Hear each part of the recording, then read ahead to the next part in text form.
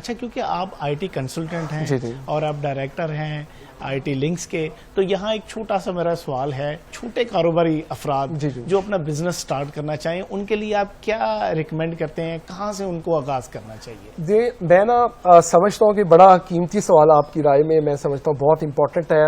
اگر ہم چھوٹے چھوٹے لیولز کے اوپر چیزوں کو ڈیسائیڈ کریں، چیزوں کو میئر کریں، چیزوں کو پیرامیٹر کریں، تو میں آپ کو یہ حلفاً بات کر سکتا ہوں کہ جب چھوٹی چیزیں آپ کو سسٹم دی جاتی ہیں، ہوتا کیا ہے کہ جب ہم کسی بھی کمپنی کے اندر ہوتے ہیں، کسی بھی لیول کے اوپر، جیسے میرے 3-4 امپلائیز ہیں، اگر میں ان کے لیے سسٹم جنریٹ نہیں کر سکتا تو میں کبھی بھی اپنے کسی بھی سیٹ اپ کو، آرگنائزیشن کو بڑا نہیں کر سکتا.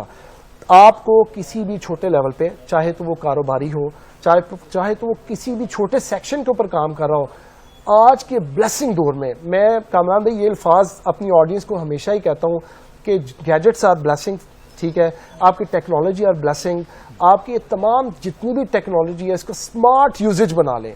یہ جو اللہ رب العزت نے آپ کو دماغ دیا ہے، اس کو کسی فارغ وقت میں نکالیں، اور ان گیجٹس کو جو آپ نیگیٹولی ہمارے معاشرے میں بہت زیادہ استعمال کیا جاتا ہے، جس میں ٹائم کی کلنگ آف ٹائم ہے، جس میں وقت کا بہت ضائع ہے، جس میں بہت چیزیں ایسی ہیں جو ہم اپنے ایسٹس کو ضائع کر رہے ہیں.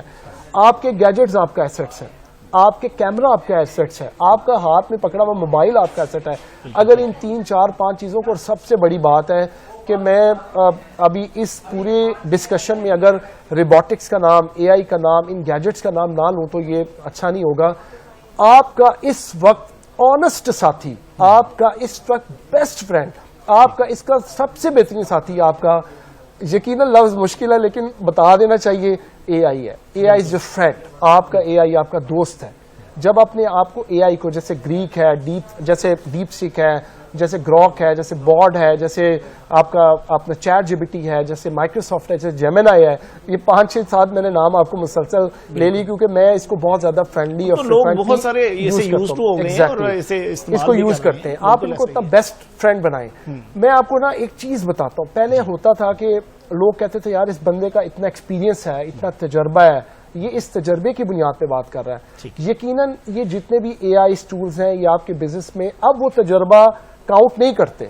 اب کاؤنٹ کیا کرتا ہے؟ آپ کے ڈیجیٹل اسپیکٹس کے اندر آنے والی انفارمیشن کاؤنٹ کرتی ہے کہ میں اگلے 5 سال، اگلے 2 سال، اگلے 3 سال، اگلا 1 سال میں جو روڈ میپ بنا کے بیٹھا ہوں اس کا مجھے کتنا فائدہ ہوگا، کتنی ٹرانسپیرنسی ہوگی، کہ کیا کیا لوپ ہول ہے. یہ آپ کو میرا خیال ہے بہت ہی زیادہ آپ کو پریفریبل ہے، آپ کو بہت زیادہ آپ کی ہیلپ آؤٹ کرتے ہیں چھوٹے بزنس میں. اب میں آپ کی بات لمبی نہ ہو جائے، میں چاہتا ہوں کہ اس کو مختصر کروں.